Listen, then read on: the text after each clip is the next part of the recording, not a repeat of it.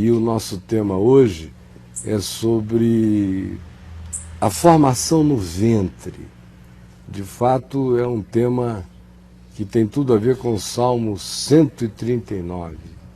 Tu me sondas e me conheces, sabes quando me assento e quando me levanto, de longe penetras os meus pensamentos, conheces o meu andar, o meu deitar, de longe penetras em todos os meus caminhos.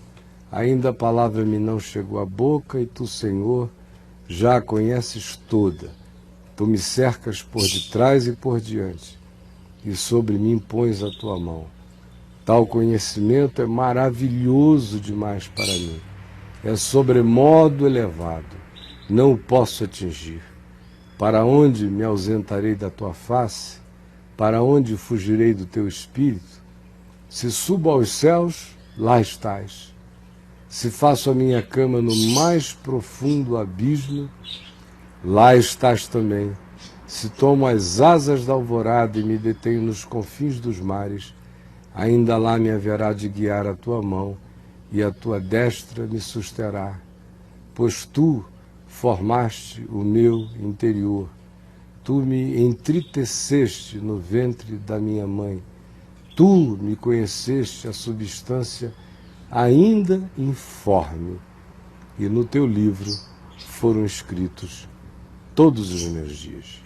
É tendo isso em mente que nós vamos ver a primeira parte de um documentário sobre reprodução humana, concentrado especificamente no estudo do caso dos gêmeos idênticos, que compartilham o mesmo material genético, que tem a mesma cadeia genética, praticamente, absolutamente idênticos. De modo que esses casos servem muito mais para que a ciência estude as diferenciações de comportamento, de personalidade e de natureza, já que não se pode argumentar diferenciação entre as pessoas.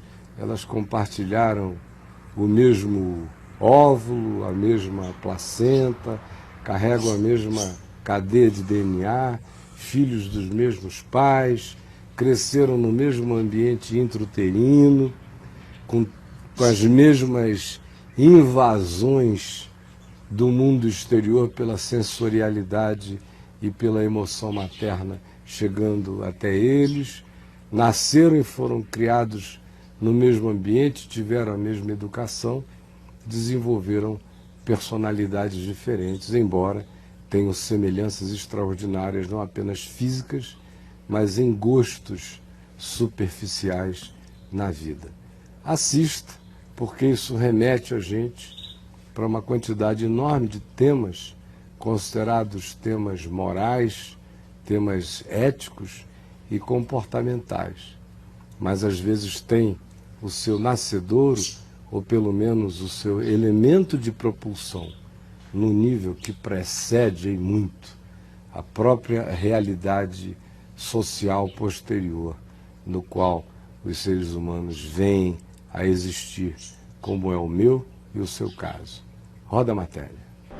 Alguém gostaria de comentar alguma coisa a esse primeiro bloco dessa matéria sobre gênios? Ainda temos mais dois. Isso vai evoluir um pouco mais sobre as causas dessas mutações, o não determinismo delas. O que mais me agradou no documentário é que ele não é determinista, ele não cai naquela perspectiva genética determinista, fatalista. Ele trabalha com probabilidades e deixa fatores não identificados abertos. São esses fatores não identificados que vão aparecendo um pouco mais adiante, e as interações diversas, não apenas o elemento genético como determinante, mas variáveis imperceptíveis, às vezes ainda até no ventre, ainda até na sobreposição de um bebê sobre o outro, a determinação de um enfraquecendo o outro, a ocupação de espaço, um vizinho mais poderoso do que o outro, gera no outro uma timidez já intrauterina, um monte de outros elementos que já determinam a relacionalidade como sendo um elemento de forjamento de personalidade, atitude e outras coisas, passando também significativamente pela relacionalidade ainda no ventre materno.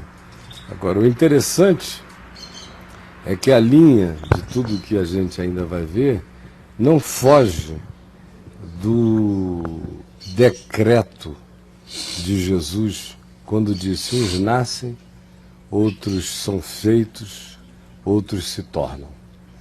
Em qualquer que seja a perspectiva, no caso do Evangelho, ele está falando de eunucos, gente que nasce ou sem o membro sexual, o hermafrodita, ou seja, Jesus estava admitindo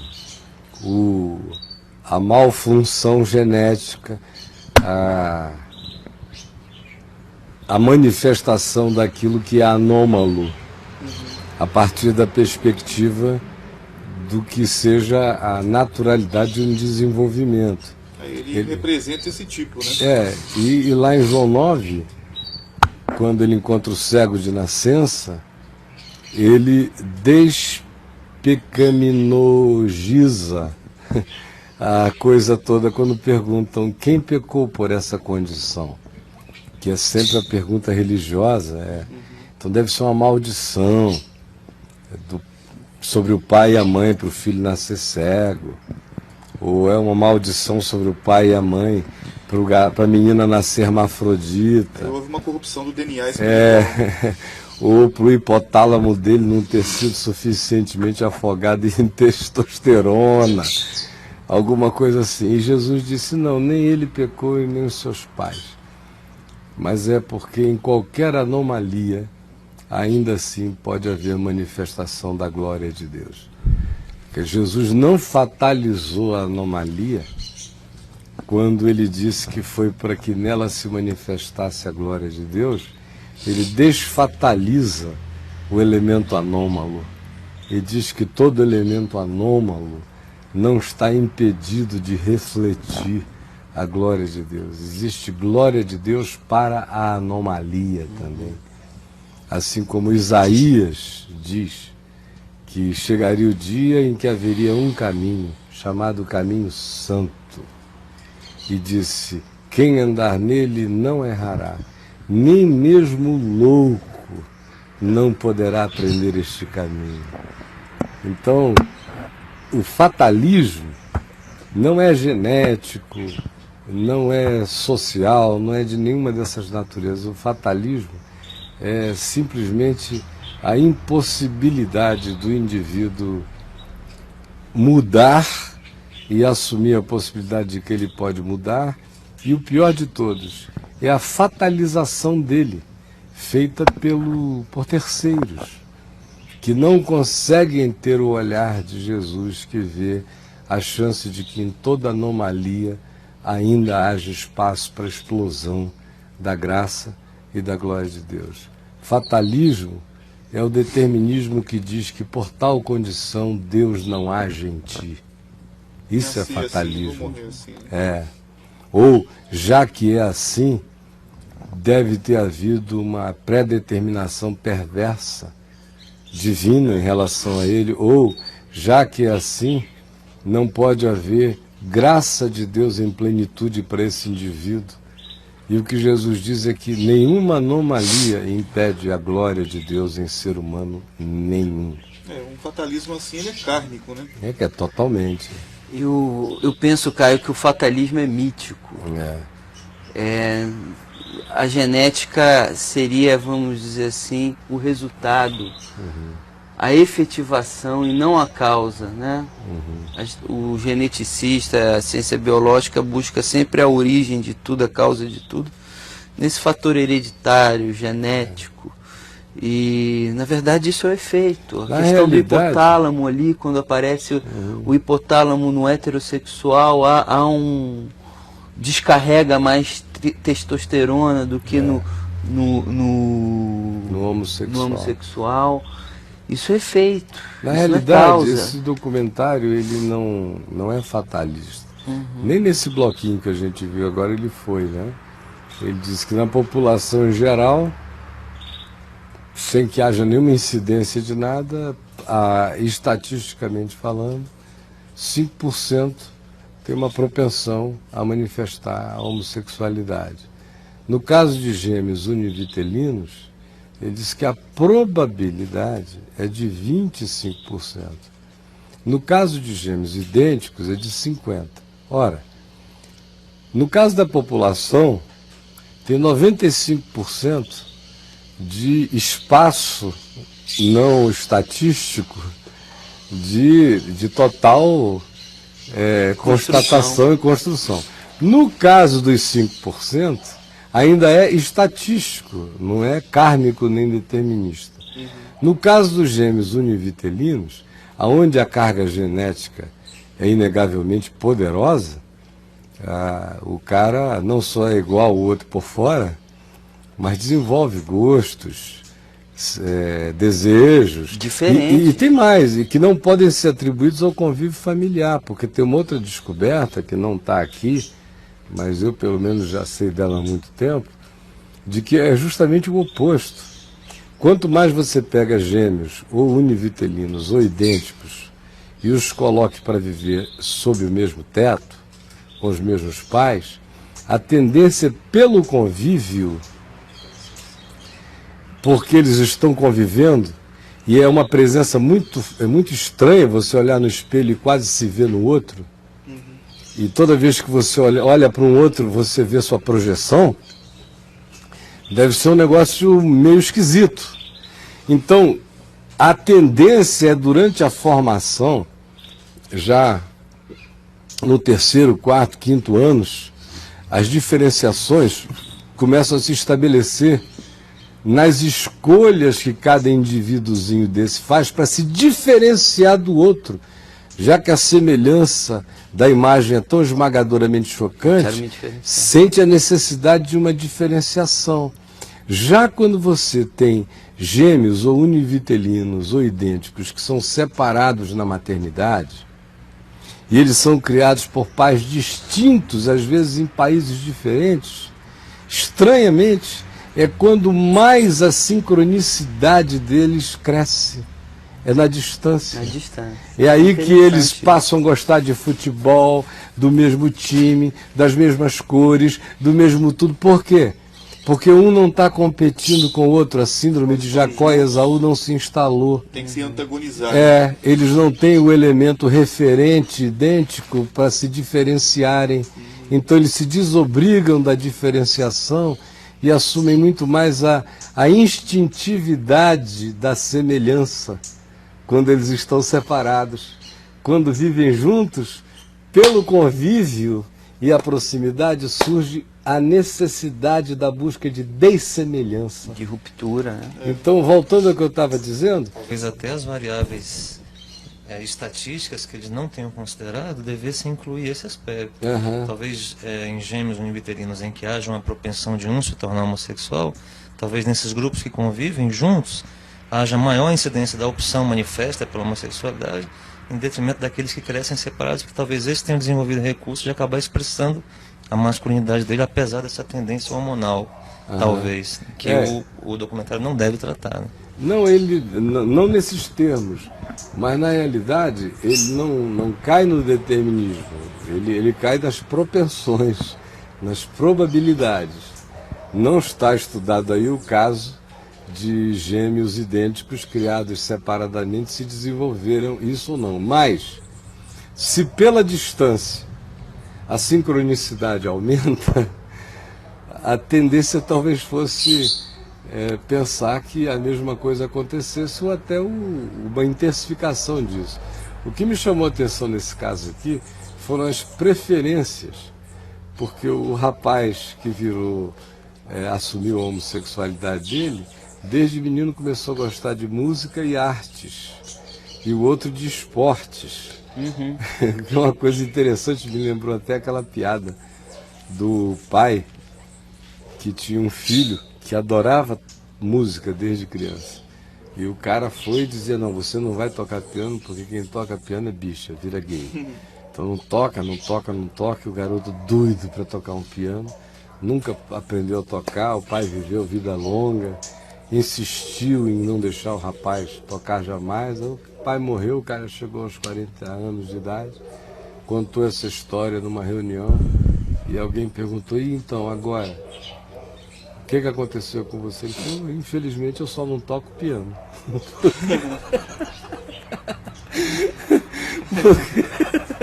Porque o resto, papai só conseguiu tirar o piano. Não toco piano, toco piando.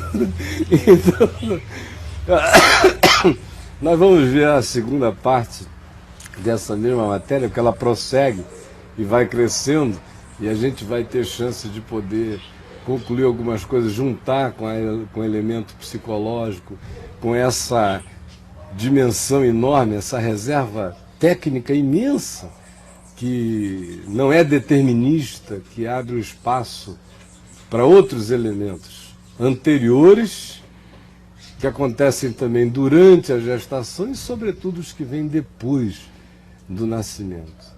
Então, roda, gente, essa segunda parte, prestem atenção, porque a gente vai formando uma compreensão à medida em que a gente for vendo. Roda aí. Interessante é que a gente vê isso aí e vê, por exemplo, a questão da metilação do grupo químico metil, que funciona como interruptor, ligando ou desligando, fazendo com que inexplicavelmente determinadas cadeias tenham um interruptor desligado e aquele elemento ali, embora idêntico ao do outro, não seja acionado ou o oposto. Mas a ênfase desse bloco todo, não sei se vocês notaram, foi nas forças invisíveis. Forças invisíveis.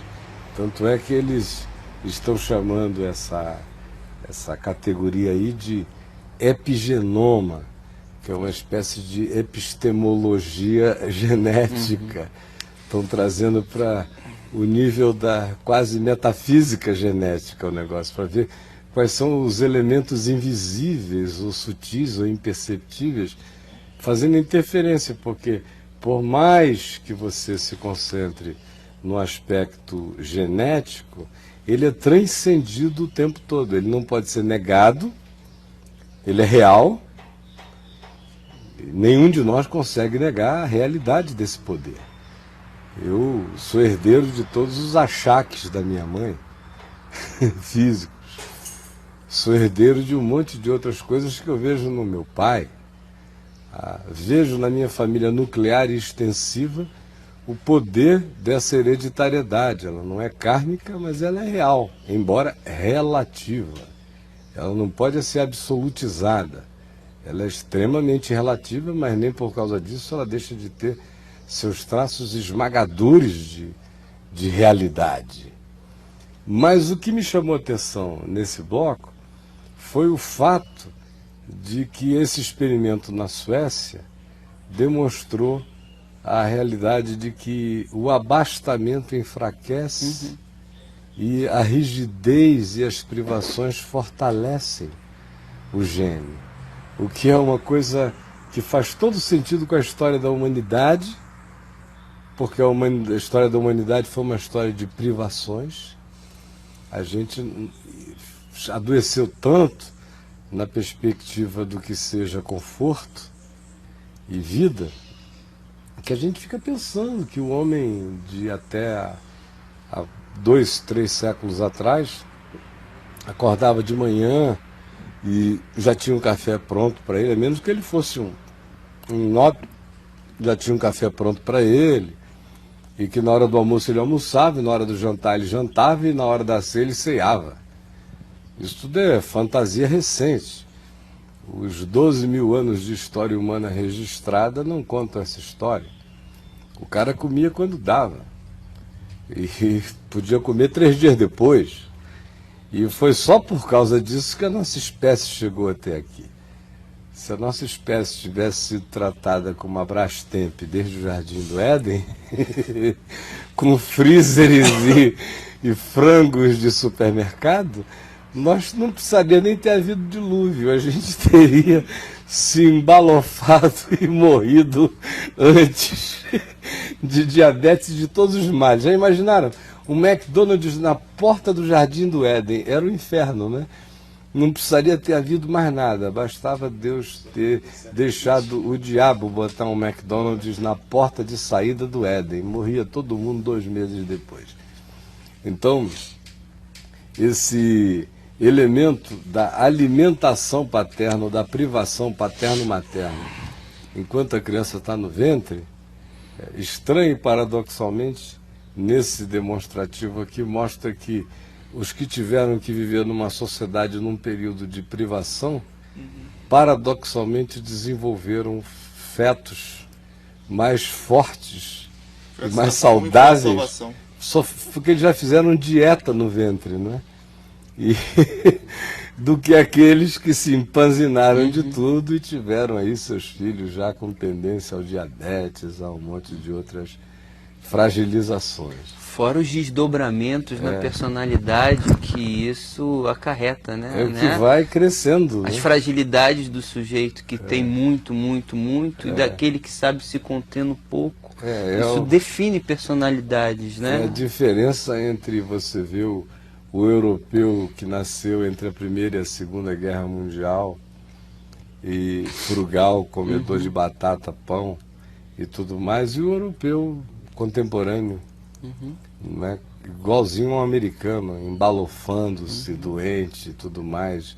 Quem viveu entre a Primeira e a Segunda Guerra são pessoas vivas até hoje, com 90 e tantos anos, 100 anos, fortes, uma rigidez extraordinária. E existe força na privação, existe virtude na privação, rigidez a ser desenvolvida.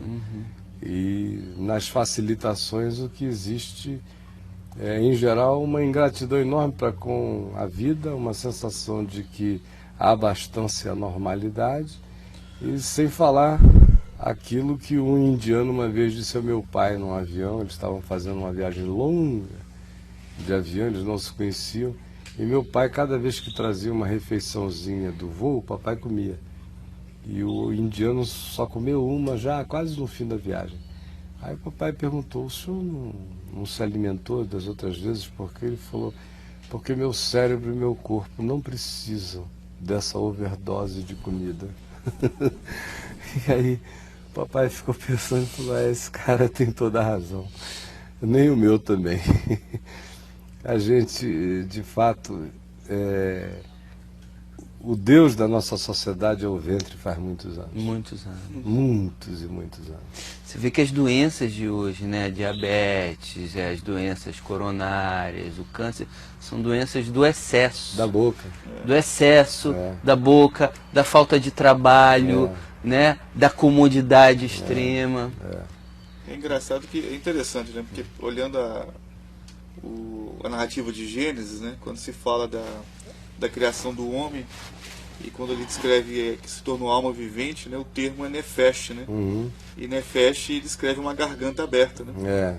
Então ele já mostra a insaciabilidade humana desde esse nascedor, né? Desde esse alma. Momento. Exato. A alma é... Exato, é aquela coisa aberta, né? Fome, essa é a expectativa de recebimento, não é? De absorção. É alma. Um documentário mostrando a evolução do quadro da Santa Ceia também falava nisso. Né? Eles pegavam as primeiras representações da Santa Ceia, trazendo até os tempos atuais, e a coisa que mais chamava atenção era o fato de que o pão cada vez estava maior e o cálice também. Consequência, os presentes também. Nessas a última Santa Ceia no Spa. A última Santa Ceia já foi presidida e organizada pelo Donald Trump. Com alguma loura bimbo servindo ali. O festival gastronômico. Agora o pão, senhor. Não, primeiro o carpaccio. O carpaccio. O Judas era um mestre-sala e um verdadeiro rei momo, de tão gordo. Bom, gente, vamos ver a terceira parte para a gente depois então comentar no geral e também tratarmos das perguntas que estão chegando aí. Roda, Tiago. Esses aspectos genéticos e científicos são lindos, milagrosos, deslumbrantes. A mim, pelo menos, eles me levam a um estado de adoração quando eu vejo tanto milagre em variáveis e vetores de convergência e comunicação que estão para além de toda a nossa capacidade de imaginar. E ainda mesmo assistindo com nanocâmeras esse desenvolvimento, e eles com todos os aparatos científicos modernos, microscópicos, de penetração, os elementos mínimos, ainda tem que lidar o tempo todo com dois fatos. Número um, o hardware tem um papel fundamental, que é a genética. Mas a genética ainda é o hardware. A gente ainda está lidando com o computador. A gente não está lidando com a essencialidade do programa. Aqui no computador, certos programas rodam, certos programas não rodam. Alguns precisam de maior capacidade para rodar em plenitude. Outros não conseguem nem rodar se a capacidade dele não for suficiente. Mas existe algo que está para além do hardware, que é esse software. O que é interessante em relação ao que a gente está vendo é que a genética nos apresenta as configurações desse hardware. O programa que vai ser rodado vai ter mais expansão ou menos expansão de acordo com a capacidade do hardware. Mas não é o hardware que é o determinante essencial da qualidade do que nele vai ser rodado, ter uma coisa que o precede. Ele é meio. Na realidade, o corpo é mídia. O corpo é mídia. Ele é meu, mas não sou eu. Eu o transcendo. E é esse aspecto que a ciência genética pode tratar apenas na categoria do mistério. Forças invisíveis, forças sutis, inexplicavelmente. Ela vai lidando com essas categorias, usando esses termos que são termos até anticientíficos, né? Quando que a ciência teria a permissão, dada pelos próprios pressupostos científicos, de dizer forças invisíveis? Forças invisíveis eu posso falar, eu sou um homem de fé, certeza das coisas que se esperam, convicção de fatos que se não vê a ciência, tinha que ser mais humilde e dizer, por razões que nós ignoramos totalmente, mas aí é melhor dizer forças invisíveis e sutis, e isto e aquilo. Mas são essas forças invisíveis e sutis, inexplicáveis, que acabam gerando o produto que aparece aqui, não tanto como causa, mas mais como efeito constatável, geneticamente falando. Agora, a gente olha para a Escritura, o primeiro texto que eu citei aqui foi do Salmo 139. Tu me sondas e me conheces, e aquela entrada nas entranhas indiscerníveis do ser para a própria criatura. Tanto é que o Salmo termina dizendo, Senhor, vê se há em mim algum caminho mau e guia-me pelo caminho eterno, porque o próprio homem lúcido reconhece a sua incapacidade de viajar completamente para se autodiscernir, se autoperceber, sem uma revelação. Segunda coisa, é aquela afirmação que até aqui, quando ontem eu assisti e separei esse documentário em bloquinhos para a gente conversar, nesse terceiro bloco eu escrevi ali a síndrome de Jacó e Esaú, porque lá se diz, né, não tinham os meninos ainda nascido e já operava a eleição no ventre, de tal modo que se diz, amei a Jacó e aborreci a Esaú.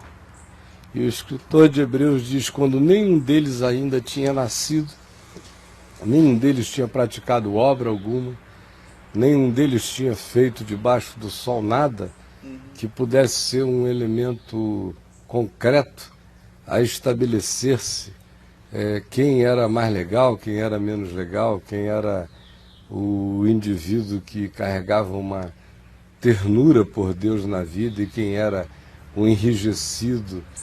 Nenhuma dessas coisas tinha ainda acontecido, e a epístola, a carta aos Hebreus diz que a escolha tinha sido operada.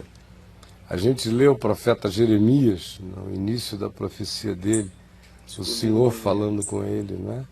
Eu te escolhi no ventre, e eu te chamei. Isaías diz a mesma coisa, não é? Da escolha quando você ainda é um plasma. E Paulo precede a todos eles. Diz, quanto aquele que me conheceu e me chamou antes de eu haver nascido. E aí ele ainda vai mais para além e fala que fomos predestinados em amor antes do surgimento de qualquer coisa.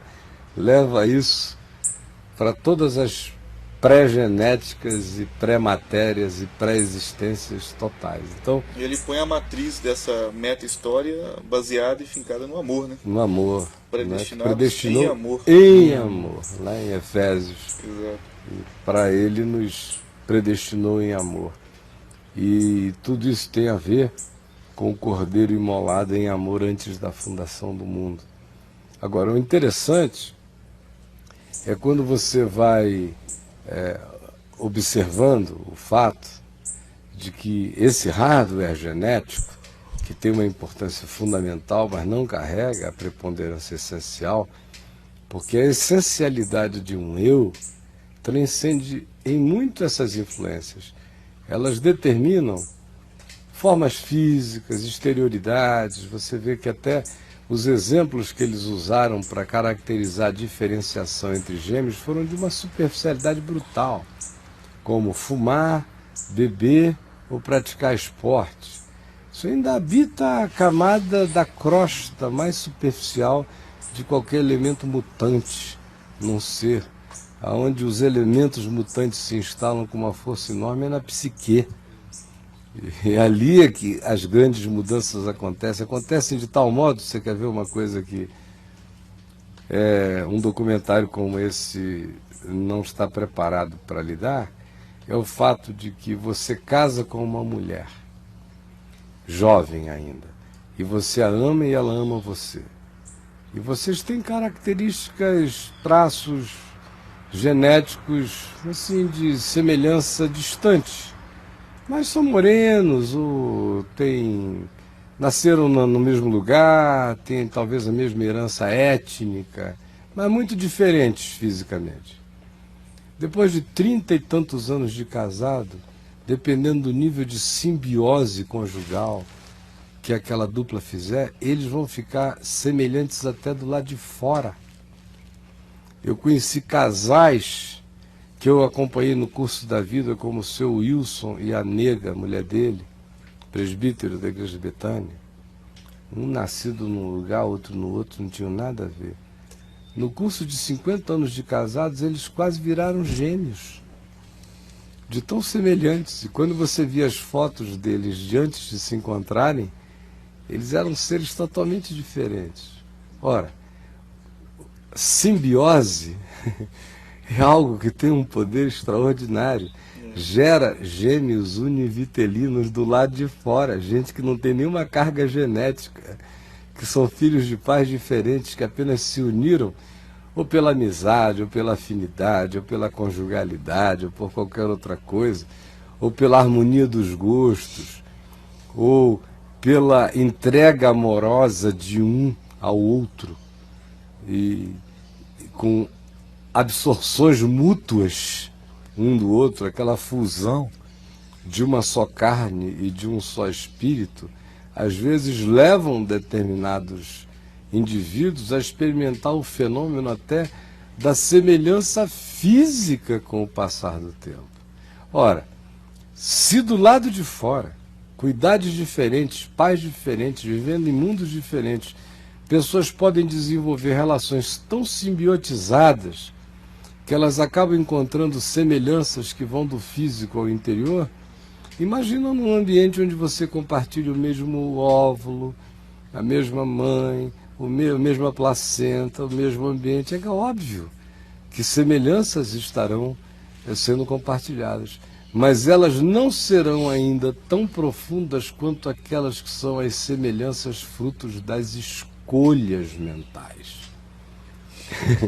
Você está falando, eu estou viajando aqui, né? Aqueles programas que às vezes mostram semelhança entre os donos e os seus animais. Poxa, aí está mostrando uma regressão de simbiose, né? Simbiose canina, né? Mas o fantástico é que a genética, que atualmente é hipertrofiada em muitos aspectos, eu acho que ela tem um papel extraordinário em relação a ajudar a identificar tanta coisa que pode significar prevenção de enfermidades ou identificação de fragilidades no DNA, que já ajudam medicações em determinados casos a serem muito mais precisas e coisas do gênero, ou identificar a causa orgânica daquela disfunção, mas ela está absolutamente longe de chegar perto do elemento essencial caracterizador da natureza humana. Porque Jesus diz, uns nascem eunucos, mas esse que nasce eunuco não ficou com o karma de não poder mais adiante fazer a decisão de psicologicamente se tornar eunuco por amor ao reino de Deus. Ou seja, se a gente considerar aqui o eunuco não só como castrado, mas se a gente considerar o eunuco como um indivíduo que nasceu com uma propensão efeminada, o que Jesus está dizendo é que tem gente que nasce assim e tem gente que os homens fazem assim e tem aqueles que depois de um tempo assim se tornam, não no sentido de tanto no sentido de escolherem o efeminamento, mas no caso de Jesus, se tornam eunucos, no sentido de abrirem mão da sua opção por amor ao reino de Deus. Significando dizer que sobre qualquer que seja o poder genético, existe um poder superior, da vontade, que é aquele que é determinado pela decisão do eu. Então não tem genoma que vá ser, depois de um tempo, maior do que a consciência e do que a decisão da consciência. Embora Jesus diga, nem todos estão aptos para esse preceito. Na misericórdia de Jesus, ele está dizendo, tem gente que infelizmente vai carregar a escravidão do DNA, a escravidão do elemento social, cultural, da configuração inicial para o resto da vida. Tem outros que não nasceram com essa configuração, mas foram violados para assim ficarem, ou foram condicionados, ou foram viciados, ou foram escravizados nesse tipo de coisa e não conseguiram mais sair dessa ambiência. E há outros que, por uma decisão, entraram para a ambiência, para o bem ou para o mal. A gente está usando aqui o caso do eunuco. Sim. Mas, esquecendo o elemento do eunuco, há um princípio universal ensinado por Jesus aqui. E o princípio é aquele que não nega o elemento genético. Alguns nasceram.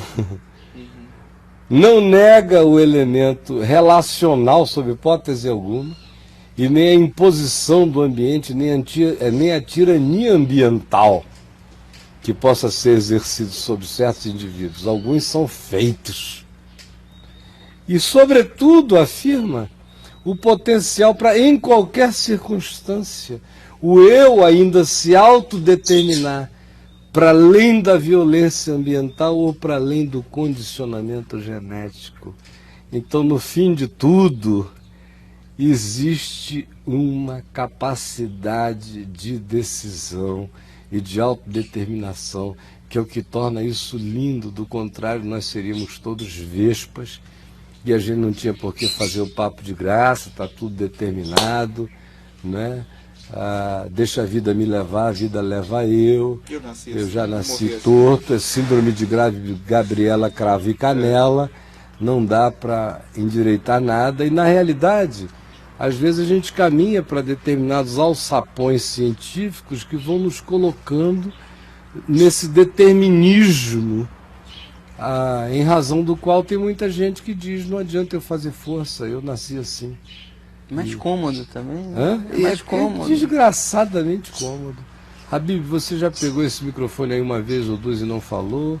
O Elmo estendeu a mão agora e também ainda não disse nada. Por favor, vão me interrompendo. Olha só, interessante nesse documentário, onde eles avaliam tanto a questão genética, mas aquela pesquisa de que as atitudes e as decisões, né, no caso daqueles que comiam bastante, e que afetavam até os netos, não é isso? Os filhos. Os filhos. Então, o que eu estou conseguindo perceber aí é que, inicialmente, quando se falava muito da genética e tudo, entendia isso como algo que definiu a minha vida. Meu pai é assim, minha mãe tem isso, eu vou carregar isso. É claro que eles colocam sempre o percentual. Pode, mas esse pode dele sempre te dá a sensação assim, eu estou condenado. Eu vou passar por isso. Mas até eles estão reconhecendo então que, poxa, então peraí. Se as minhas atitudes do meu dia a dia, as minhas decisões, vão afetar, modificando a minha descendência, então, olha só, as decisões e atitudes estão modificando o meu DNA. Claro. Que vão modificar a minha descendência. Então, o poder das decisões, da atitude do ser humano, ele está acima, talvez, da genética. Não, talvez não. Está absolutamente acima. Foi por isso que Jesus não disse, se alguém conseguir geneticamente ser meu discípulo, venha após mim, toma a sua cruz e siga-me. Jesus nunca lidou com nenhum determinismo. Né? Ele sempre disse, se alguém quer, venha. Qualquer um pode. O cego de nascença não, nem ele nem seus pais. Ele nasceu assim para ele iniciar um ciclo novo. Qual é o ciclo novo? Através dele eu estou ensinando que quem pensa que vê está cego. E aquele que diz que não vê é quem vai enxergar. Porque quem pensa que vê, Jesus está dizendo, vê com certeza aquilo que existe para ser visto. E o que existe para ser visto nesse mundo é aquilo que Deus chama de existência invertida. Porque o que é levado diante dos homens é abominação diante de Deus. Então todo aquele que vê o que vê, não vê o que Deus diz que é para ser visto. Portanto, é cego. E aquele que diz, eu não vejo, está com o potencial todo aberto para, na hora que os olhos abrirem, verem do jeito que a escala de valores de Deus se apresenta. Então, em Jesus, não existe nada que seja tão calamitoso que a glória de Deus não possa daí emergir, fazendo surgir fatos novos. No fim, tudo reside na decisão. E outra coisa interessante que a gente observa aqui são os níveis de influência. Então você tem o nível genético, que no caso aqui de univitelinos é 25%, o mesmo idêntico não é totalmente idêntico, é 50%, na configuração das probabilidades, de gostos, pendores, tendências, isso e aquilo, mas não há fatalismo, nem no caso mais extremo ainda há, tem uma massa de reserva técnica para manobrar extraordinária ali dentro, mesmo no ambiente menor do fenômeno. Segundo, no ventre, você ainda vê todas as interações com o mundo externo e com o ambiente interno da sociedade dos gêmeos. Como a gente viu aqui, o tímido, o agressivo, que quer mais espaço, que empurra o outro, o carinhoso, o que se encolhe, o que comeu menos, enfim, ali dentro, tanto quanto lá de fora, que é um princípio bíblico. Quando Maria chegou para visitar Isabel, Maria com 3 meses de feto, né, de embrião, E a Isabel com um feto de 6 meses, e a palavra feto significa fruto, né? Então ela com um fruto de 6 meses e a Maria com um embrião, Jesus, quando ela chegou e disse: "Oi, Isabel", para ficar menos coloquial, né? "Ave, Isabel", "Shalom, shalom, Isabel", seja lá o que for, "Oi, prima". Quando ela disse isso, o feto Batista, João Batista, no ventre de Isabel, tremeu todinho. E ela disse: "De onde me provém que me venha visitar a mãe do meu Senhor?" O embrião era o Senhor. E o feto era o servo. Impressionante. Então você veja a troca das interações. Aí você pega esse princípio, que é uma coisa que me chamou a atenção quando meu primeiro filho ia nascer, o Ciro, e eu comecei a encher o quarto de Negro Spirituals, tocando. Foi só recentemente que eu fiquei me perguntando por que na família ninguém nunca deu a mínima para música clássica. E o Ciro, meu Deus, não quis outra coisa. O garoto era um gênio em todas as áreas, chegou a ler 8 línguas, falava 6. Era, onde ele entrava era o primeiro em tudo, podia escolher o que ele quisesse, de economia a física quântica. A capacidade que ele tem de aprender é brutal. Mas não, ele disse: "Papai, tudo isso é bobagem, eu quero é música clássica". E eu fiquei pensando anos sem entender de onde vem esse interesse. Eu nunca o eduquei em casa, nunca fiquei falando disso, nada disso. Nas igrejas que eu pastoreei, eu nunca fui um cara com ênfase nos corais, até para ele ter esse apego. Em Manaus não tinha coral. Na Betânia, onde eu pastoreei, no finzinho tinha um corãozinho meio mambembe lá, só para constar. Não tinha essa ênfase nem para ele dizer: "Foi minha criação eclesiástica", não foi. E aí depois de muito tempo que eu falei: meu Deus, eu fiquei aqueles 9 meses dormindo ao som de música clássica, de Negro Spirituals, de um monte de coisa. Será que essa coisa vibrou dentro dele num determinado nível imperceptível? Querem ver outra coisa? Os ambientes externos.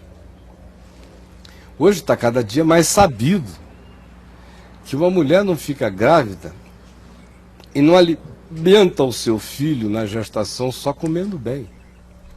Ela, sobretudo, alimenta o seu filho pensando bem, sentindo bem, amando bem. Ela alimenta o seu filho se desestressando, se pacificando.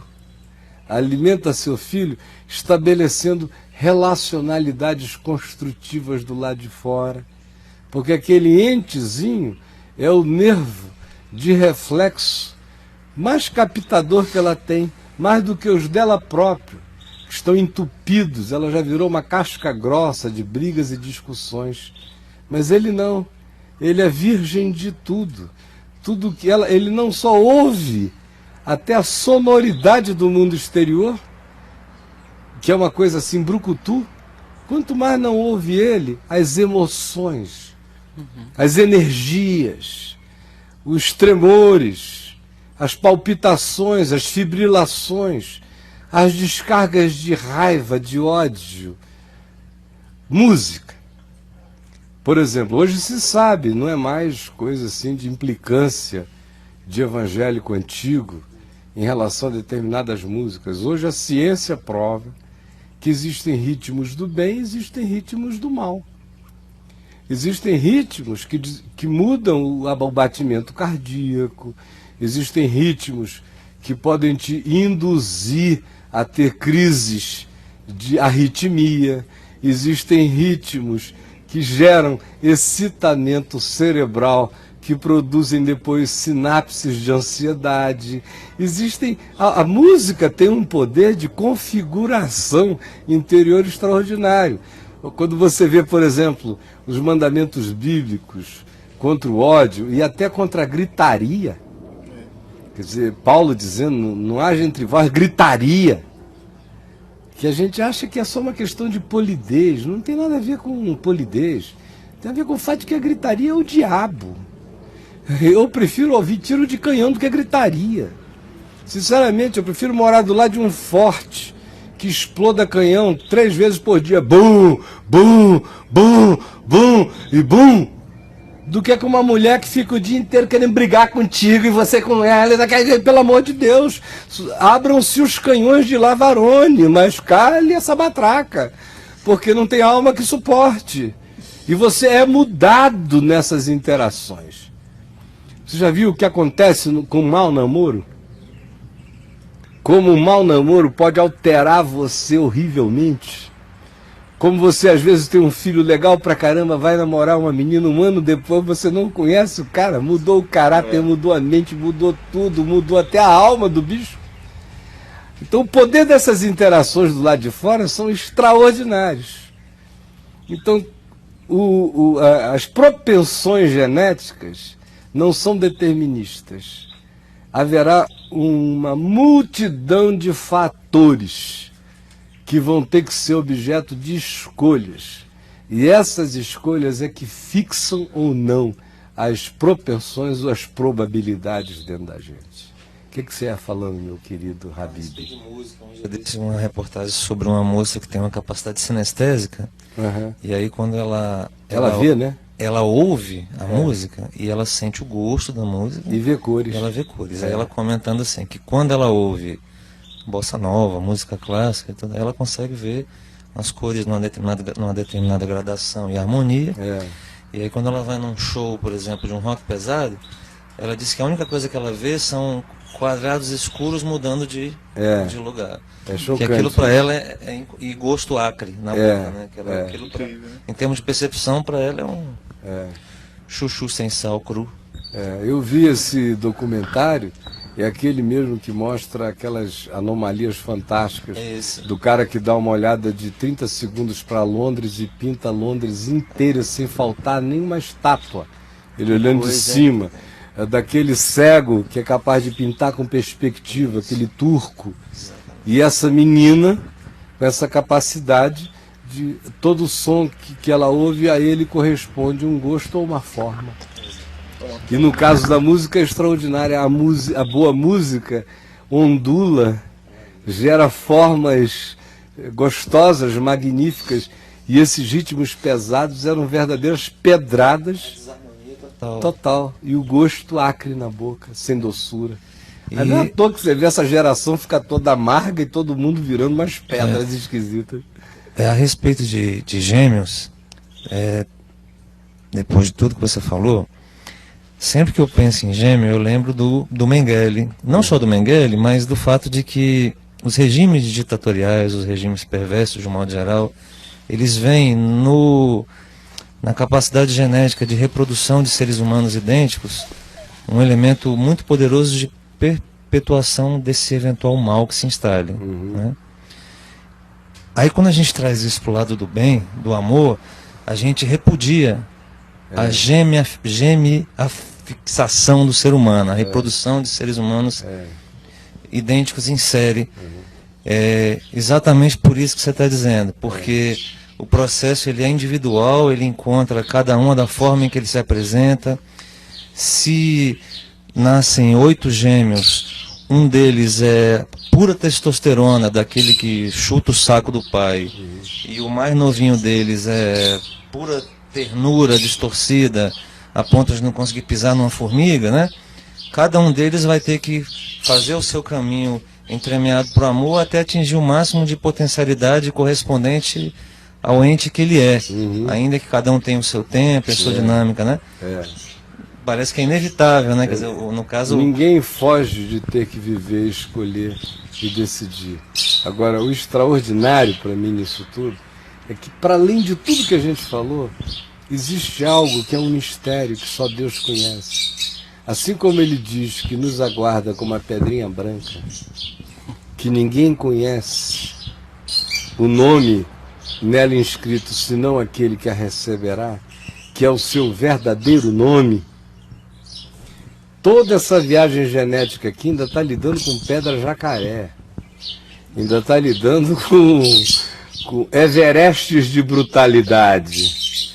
Porque, de fato, o que nos caracteriza e que é o processo de individuação que a gente tem que viver, e se viver na graça, chegará aquele momento de encontrar como vitória suprema na transhistória, em Cristo, aquele nome que ninguém conhece, o nome da singularidade, o nome da unicidade, o nome da incompatibilidade, o nome da genuinidade única daquela criatura e daquele indivíduo, e da incompatibilidade daquele ser, da singularidade absoluta dele.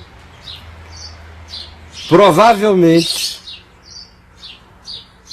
seja o nome potencial que está dentro dele e que genética nenhuma jamais vai identificar. E que a vontade de Deus é fazer esse indivíduo viajar dessa semente potencial para esse nome prometido, que se casa exatamente com aquilo que nele foi posto.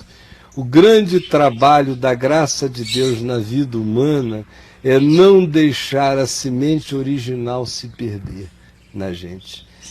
O processo de individuação é ir limpando os espinheiros, as tempestades, as urtigas do jardim da existência, as hibridizações das sementes que são plantadas ao lado dessa e que vão querendo mudar a natureza original dessa.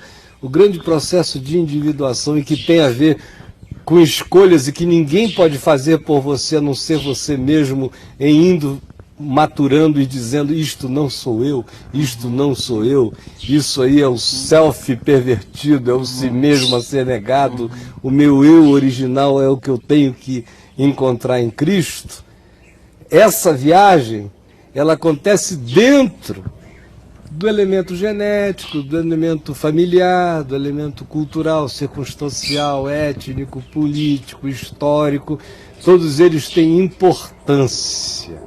Alguns têm até importância fundamental, mas nenhum deles carrega a importância essencial da escolha e da decisão.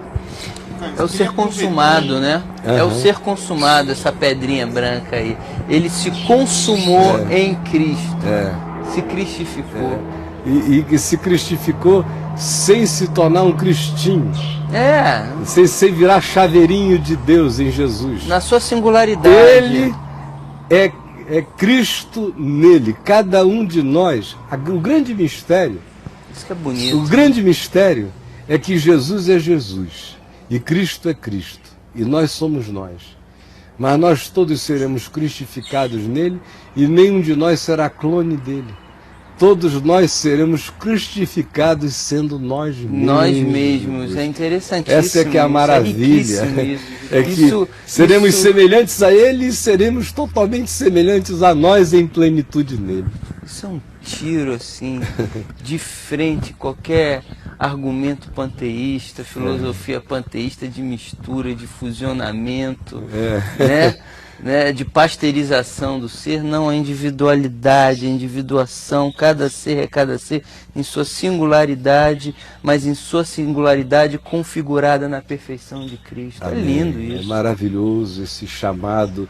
E quem não tem essa consciência, ou vira Vespa da genética, ou então vira Gabriela Cravo e Canela do Jorge Amado. Eu nasci assim, vou viver assim, vou morrer assim. Gabriela. Você falou em Vespa, é uma metáfora bonita para esse processo, né? A metáfora da borboleta e da larva, né? Da borboleta que nasce da larva. Né? A Vespa eu usei por causa do determinismo da Vespa. A Vespa é um dos entes mais deterministas da criação. Até faz lembrar a velha e paleontológica piada do escorpião, né? Com o elefante atravessando o rio. Vocês conhecem? É a tartaruga, muda de animal, mas é uma piada paleontológica. É de sapo, né? Escorpião, é a minha natureza, né? Ele pede a carona, aí me leva daqui para lá, e o bichinho, que seja ele qual for, diz, mas eu não posso, você morde, não sei o que, pica, mata.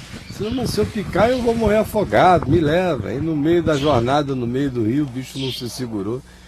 Deu-lhe a envenenada e o sapo ou o elefante, ou seja lá qual seja o bicho ofendido, virou para trás. Mas rapaz, você falou que não ia morder, você não ia morrer afogado, mas eu não aguentei, é a minha natureza.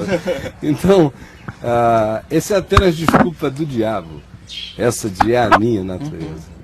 É desculpa diabólica, é a desculpa da preguiça diabólica, é a desculpa dos seres que não querem mudar, é a desculpa das lagartas que querem se eternizar nos estados venenosos e não querem partir para as mutações do voo, borboleteantes, da fertilização da vida.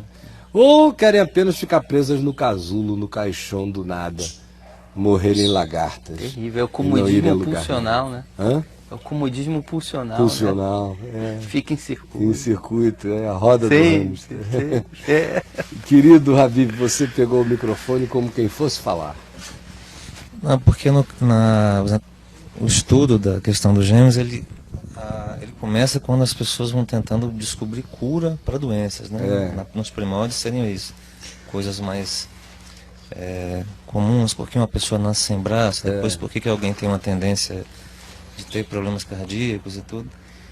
E agora adentra aí em questões de por que algumas pessoas são portadoras desse mal, chamemos mal no sentido religioso e moral da coisa, o mal do homossexualismo, da homossexualidade, da homossexualidade e outras espécies de comportamento e tudo. E muitas das vezes essa busca se refere a um referendo, a um salvo-conduto que diga eu sou assim por um determinismo. Está provado que eu sou assim por um determinismo, me deixem em paz, deixem eu viver com essa minha mão mirrada, vamos supor, ou com o meu comportamento e tudo. E essa abordagem que você faz, ela é extremamente importante, principalmente porque a questão não é se a coisa é certa ou se a coisa é errada, tomando por referencial qualquer referencial que haja, seja ele moral, político, sociológico. A questão referencial é, eu nasci e a partir daqui, o que me faz bem? Né? Que tipo de modo de pensar, sentir, ser, agir me faz bem, me transforma, me completa, me complementa, né? E a genética, ela não passa por esse processo, ela simplesmente quer achar algum tipo de conforto que lhe diga, olha, você porta essa característica por isso, e você é assim, e vamos embora dessa maneira. E o que eu mais gostei foi dessa possibilidade recente na genética do descobrimento de que por decisões minhas, eu posso começar a alterar o meu quadro genético. E isso tem tudo a ver com aquela fala antiga do Velho Testamento de que a maldição nos pais dos filhos vai até a terceira e quarta geração.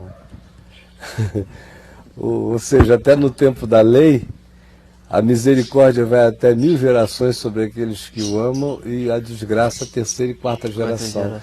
Porque se você for observar, na terceira e na quarta geração, mesmo sem grandes alterações de decisão humana, o próprio elemento que caracterizou o início da disfunção, seja ela qual tenha sido generacional, ela se dilui até a terceira e a quarta geração. Especialmente quando alguém toma consciência dela e começa a dizer, não, eu não trabalharei para que isso seja um fluxo contínuo nas gerações futuras. Eu vou estancar esse processo. Mudar o circuito. Mudar. E aí ele inicia sinapses relacionais novas, que vão gerar culturas novas, que vão alterar até o elemento cerebral. O nosso cérebro não é fixo, ele é dinâmico e mutante. Esse negócio do cérebro fixo morreu há 15 anos atrás. De 15 anos para cá, a neurociência mostra todo dia a mutação do cérebro e a capacidade que ele tem. Até a história da irregenerabilidade das células nervosas já virou lenda agora. Células nervosas são regeneráveis. É possível regenerá-las. É interessante. É tudo regenerável no homem. Cada vez mais se está descobrindo isso. E se descobre que, inclusive, hoje, um membro meu amputado não se autorregenera apenas porque na natureza, a matemática da natureza determinou que era melhor não se regenerar se ele fosse cortado, porque se operasse o mesmo mecanismo que opera nos répteis, que é de autorregeneração, o meu braço seria cortado e ele se regeneraria como um rabo de calango. Mas o problema é que o sistema imunológico dos répteis não tem a fragilidade do sistema imunológico dos mamíferos. Por isso um réptil pode perder um rabo e o sistema imunológico dele não tem que trabalhar para fechar aquela ferida, para impedir a invasão oportunista de bactérias e de outras coisas, porque ele carrega uma imunidade em relação a isso. Por isso ele deixa o rabo aberto e ele cresce. Nós, como temos uma fragilidade imunológica, que é de um lado uma fraqueza necessária a nosso próprio desenvolvimento cerebral e outras coisas mais, por causa disso, se corta o meu dedo, imediatamente o meu sistema imunológico começa a cicatrizar isso e impedir o recrescimento dele. Por que eu estou falando isso? É porque, do ponto de vista do corpo, eu tenho limites desse tipo.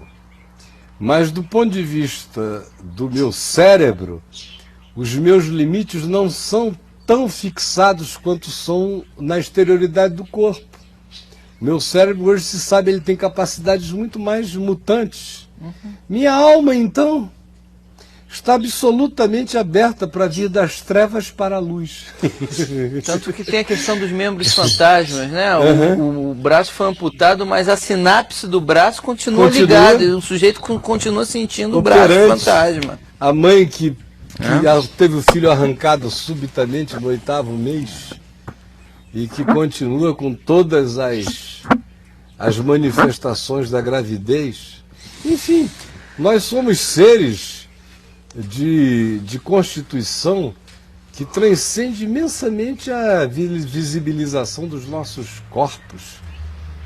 Hoje eu fico cada vez mais interessado quando eu vejo a antiga fotografia kirliana que os russos desenvolveram. Ela está sofisticadíssima hoje em dia, né? Outro dia eu estava vendo aí um documentário científico que não é mais coisa kirliana, nem esotérica, nem nada disso, é pura essência. O cara chega estressado, você tira uma foto, caixa preta, ele está irradiando, bicho, as cores mais horrorosas do mundo. Ele chega cheio de amor, você tira aquela foto, a irradiação da aura energética dele, que não tem nada a ver com esoterismo, é com frequência. Magnetismo, frequência, energia que brota dele, está azulada ou está de uma outra cor. Enfim, nós transcendemos o pão. Nem só de pão vive o homem, mas de toda palavra que sai da boca de Deus. Não só de genética vive o homem, mas de todo mandamento que for crido e abraçado. Nós vamos dar uma paradinha rápida para ouvirmos uma música e logo depois a gente vem com as perguntas dos nossos queridos amigos aí. E se você não fez sua pergunta, a hora de fazer agora, preferencialmente escreva com caixa alta, porque nós todos aqui já passamos da meia-idade, nem todo mundo enxerga tão bem quanto você, tá bom? Roda, Thiago, nossa música está de volta com a hora do devaneio. Essa é a hora do devaneio, porque, gente, olha, tem dias aqui que me dá um cansaço, eu subo enquanto a minha mulher ali em cima, aí ela diz, e aí, o papo de graça foi legal? Eu digo, podia ter sido. Eu só não devia ter aberto para as perguntas. Ela, por quê? Eu digo, porque, meu amor, parece que tudo que eu falo, eu estou falando com um monte de mármore, de pedra, eles não entendem nada, nada, nada, nada. É uma canseira. Aí você repete, você repete, você repete. Eu já não aguento mais nem falar, eu já falo sem ar, porque é uma repetição, repetição, repetição. Enquanto você está repetindo, eles estão teclando, eles estão sentindo coceira não sei aonde, eles estão não sei o quê, não ouvem nada, aí depois fazem essas perguntas. A 90% o Chico nem lê, porque são assim, dá vergonha por você que fez a pergunta. Mas tem 4 aí que eu pedi para ele ler que são também horríveis, é de quem não ouviu nada do que foi dito. Mas assim mesmo, não cite os nomes porque o povo se ofende até com a burrice deles mesmos. Tem um aqui que Darwin assumiu que o aumento inicial da informação genética provém da seleção natural. Ele estava errado. Seleção natural reduz a informação genética. Como é que você calcula isso? As implicações disso? Eu não calculo, eu só sei que é justamente por causa disso que há saltos mutantes. Porque, na realidade, desde Mendel, que se sabe que essas alterações acontecem, essas mutações, acontecem por defeito. Então, toda mutação humana é defeito. E é um defeito que posteriormente pode dar certo ou não. Quando é um defeito que inviabiliza a criatura, a tendência dele é, no seu defeito, ele sumir. Quando ele é um defeito em relação ao projeto original, o anterior, mas que pela utilização circunstancial ele é reforçado e ganha utilidade, a tendência dele é se perpetuar. É simples assim. Qual é o problema, mano? Vamos lá. Vamos lá, então vamos para algumas que eu tinha selecionado aqui. Caio, essas pessoas que nascem homossexuais, com certeza são amadas por Deus da mesma forma. Mas como em suas você relações, e eu. Mas e em suas eu não sou relações gay, físicas, mas Deus me ama. Você não é, Ele te ama também. Aí vem a sequência. E em suas relações físicas, há lugar para quem? na Para as presença minhas? eterna de Deus com relação aos homossexuais? Tem para tua? Quando você está na cama, Deus está presente? Ou você está pensando que Deus está presente só porque você, mulher, deitou com homem, você, homem, deitou com uma mulher? Tem muita cama de homem e de mulher que Deus anda longe, minha gente. E não é pelo que eles fazem, não é pelas posições, é por quem eles são. É pelo desamor deles. Amém. Deus está presente onde 2 seres humanos se amam com verdade, sinceridade, pureza, genuinidade, lealdade, franqueza e amor.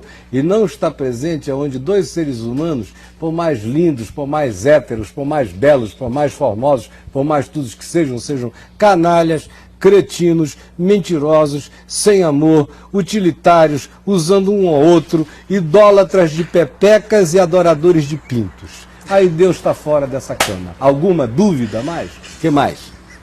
Amém. Não, mas só respondendo assim, eu não aguento mais. E quanto mais você fala, mais entupido todo mundo fica. Bom, eu acho que dá até receio de jogar a próxima. Né? Não, pode jogar, meu irmão, porque a gente está aqui no MMA do Papo de Graça.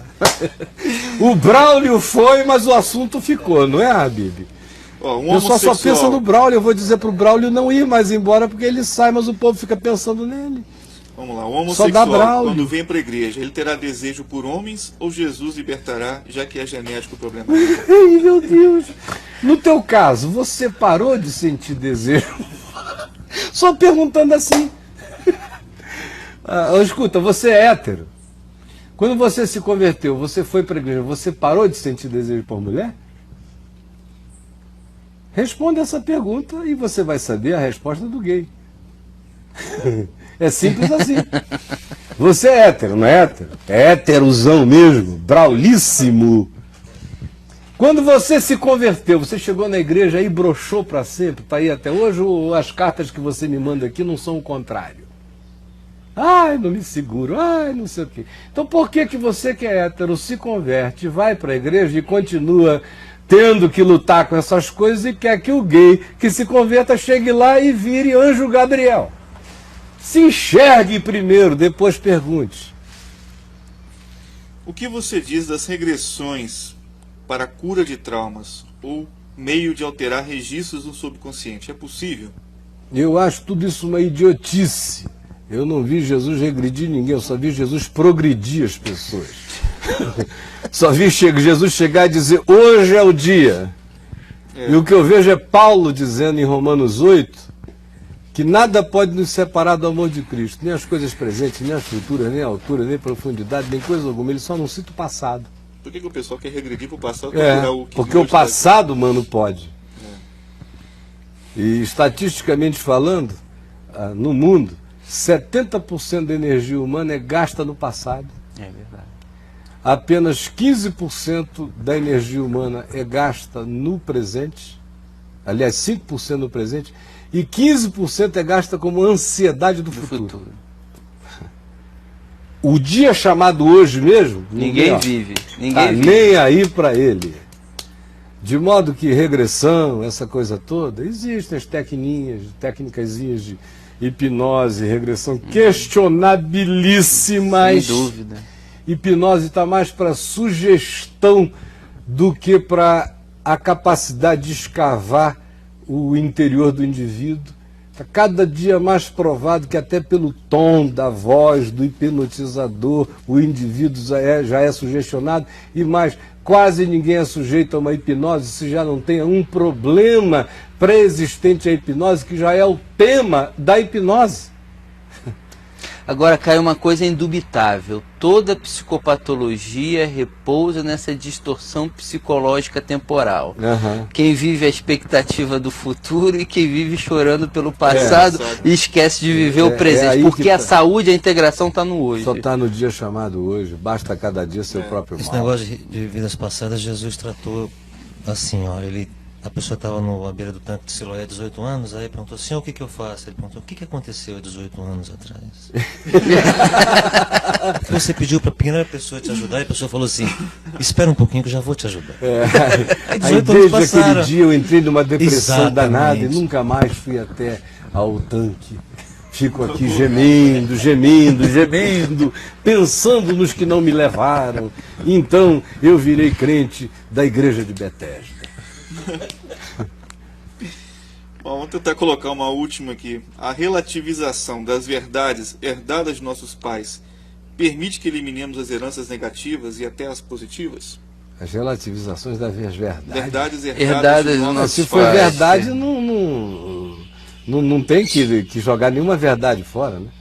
Agora, se ele está querendo falar da cultura, as tendências, as culturas, a formação, a educação. Aí entra aquela questão, que é até uma pergunta acima. Como é que você explicaria melhor o poder da decisão com relação à mudança do indivíduo? Eu não explico, eu só tomo decisões. Decisões a gente toma ou não toma. Quem explica a decisão não toma decisão. Posterga, protela. Que a palavra em si já é uma explicação. Cisão. Exatamente. E todo D no grego é o que divide. Diabolos é o que divide. Divisão, diabolos, disfunção, é tudo que divide. É um prefixo de divisão no grego. Então, decisão é uma determinação de ruptura. Isso a gente faz, as consequências cada um vive com elas. Tem gente que sofre mais, tem gente que sofre menos, tem gente que sofre muito, tem gente que não sofre, tem gente que sublima, tem gente que se abstrai, enfim. As consequências da decisão são múltiplas. Agora, explicar a decisão, ela só se explica com uma decisão. É quando a consciência se tornou maior do que o capricho. É quando o amor por si mesmo, o bom amor que Jesus manda ter, amar a si mesmo para poder amar o próximo como a si mesmo, é como quando esse amor por mim é maior do que a fobia suicida, a pulsão suicida que existe em cada um de nós. E aí é que a decisão se estabelece.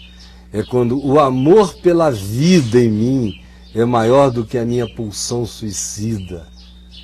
Todos nós sofremos de pulsões suicidas não identificadas, mas que a gente enxerga nas escolhas de morte que a gente faz todo dia.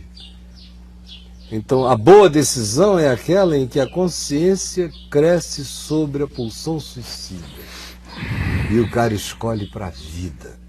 A porta é estreita, o caminho é estreito. Mas o destino é vida. Como que isso resolve uma infinidade de... Tudo, agora fica um povo mazelas querendo humanas, discutir, né? A decisão, exumar os pais, tentar encontrar argumentos para isso. Ou então fazer uma viagem genética determinista que diga eu nasci assim. Pelo amor de Deus, eu na minha vida podia ter sido 1000 outras pessoas diferentes de mim hoje. Eu quando olho para trás, eu podia ter sido até gay. Ou você acha que você não podia ter sido não, Chico? Sim, não podia. Seu Chicão aqui, alguém pode imaginar o Chico gay? Bom, ia ficar uma... Mas uma imagina muito... você com um primãozinho assim, de 14 anos, você um garotinho de 6, o cara querendo cafungar na tua costa todo dia, você magrinho, ele te dava uns cacetes, papá, se contar eu te mato, e você vai, daqui a pouco tá o Chico aí com 12 anos, boiolou e ninguém sabe por quê. Tinha alguma coisa de errado com o Chico? Não. O Chico só foi amputado, foi para a Primeira Guerra Mundial e voltou sem braço. Parece que é isso que crente não consegue entender nunca. Eles tratam do fígado. Eles são misericordiosos com o coração orgânico, fazem transplante, operação. Eles tratam bem o diabetes dele.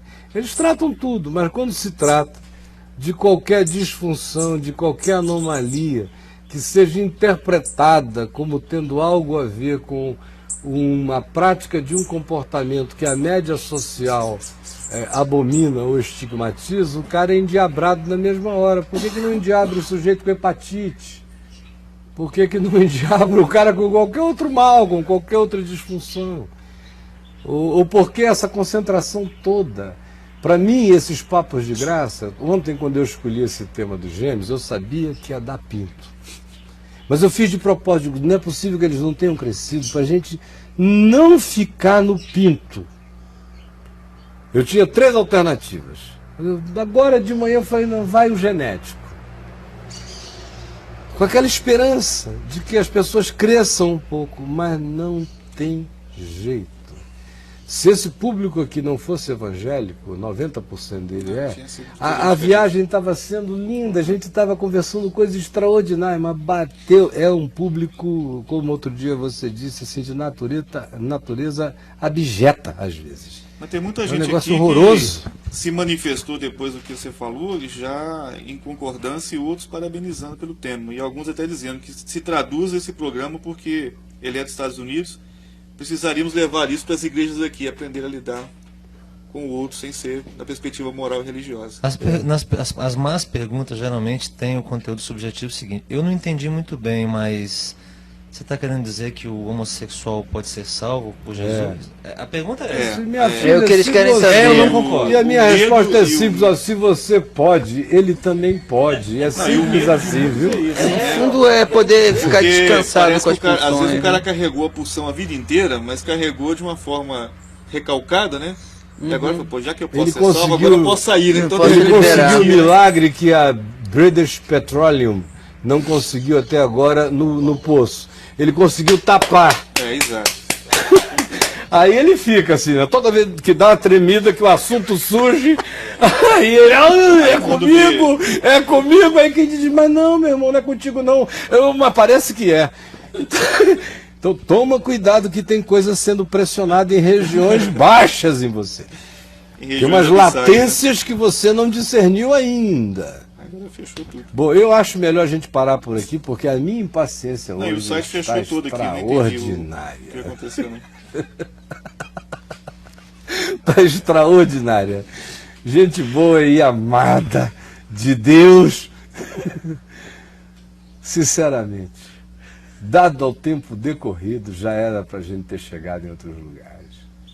Já era para a gente ter passado dessa. Já era para a gente ter aprendido a diferenciar a situação da homossexualidade do Estado ideológico, promulgador, político do homossexualismo. O homossexualismo é uma desgraça demoníaca. é uma ideologia perversa. Assim como é o hétero. Sexualismo, machismo, exatamente, qualquer ismo, como eu tenho dito aqui. Homossexualidade é uma condição. Tem gente que vive essa condição com a maior dignidade, com mais dignidade que a maioria dos que tem a condição de heterossexualidade.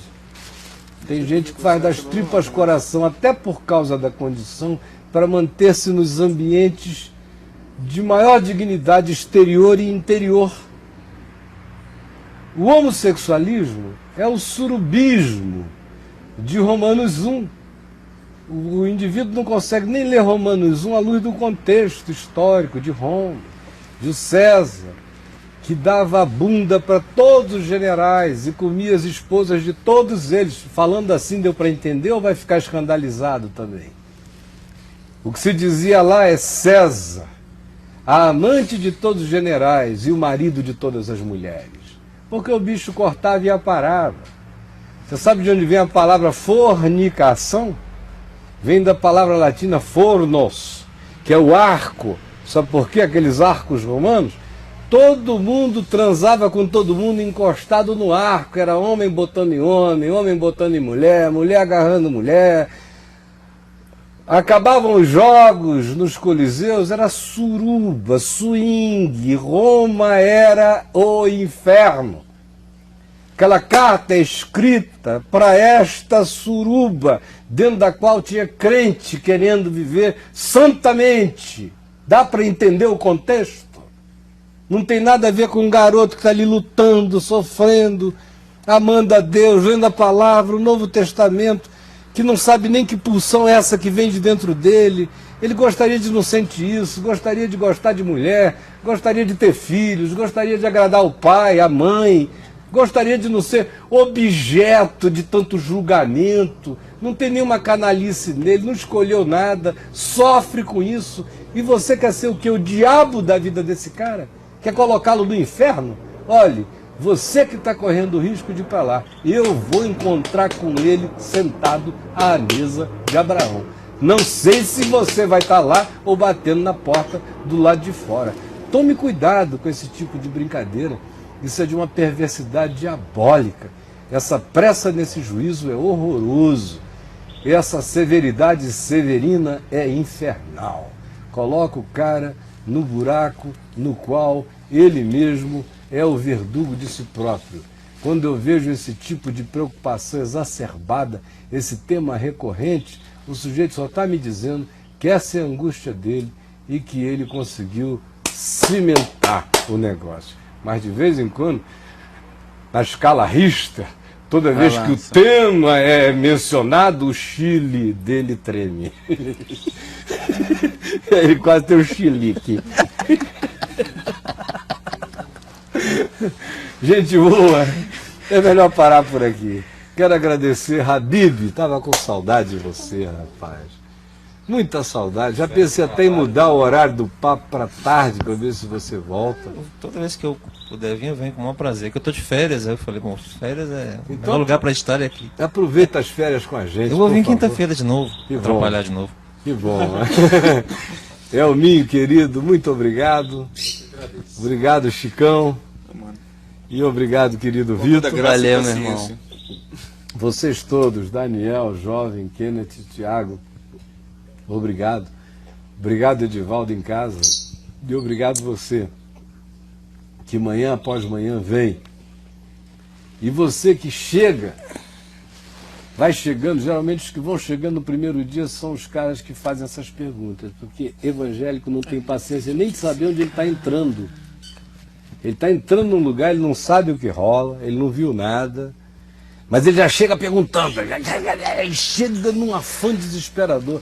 Pelo amor de Deus, só faça a pergunta aqui depois que você tiver assistido uns 10 papos de graça, ao vivo, baixado aqui no On Demand, o máximo que você puder, e lido o site, que é para você não ser patético, chegando já com esse nervosismo de dedo, que nada mais é do que um frisson que só habita o coração de crentes sem solução, de gente nervosa, esses cristãos nervosos, neuróticos de culpa, panicados de medo, com medo de Deus, com medo da vida, aonde cada coisa falada e discutida parece uma ameaça ao dogma da sua frágil existência. Pare com isso. Está na hora da gente crescer, virar gente, deixarmos de ser esses meninos nervosos, aflitos, adoecidos, imaturos, que não crescem nunca, que não têm paciência nem para ouvir o estado e a condição do outro. E olha que o nosso tema é sobre natureza humana. Natureza humana, conversar sobre natureza humana com crente é muito difícil. É melhor a gente conversar sobre natureza suína. Aí a maioria entende melhor. Gente boa, que Deus nos dê ouvidos para ouvir, olhos para ver e um bom coração para processar. Que Deus nos abençoe, que o amor dele continue a insistir conosco, assim como ele insiste comigo todo dia, e de mim jamais desistirá. Não há nenhuma conjunção genética com o poder de me afastar do amor de Deus. Nem morte, nem vida, nem altura, nem profundidade, nem principados, nem potestades, nem poderes, nenhuma criatura, nem anomalia pode me separar e separar você do amor de Deus que está em Cristo Jesus, o nosso Senhor. Um beijão. Amém, e até amanhã com a graça de Deus, ou nas repetições de 3 da tarde e 9 da noite. Tchau, tchau.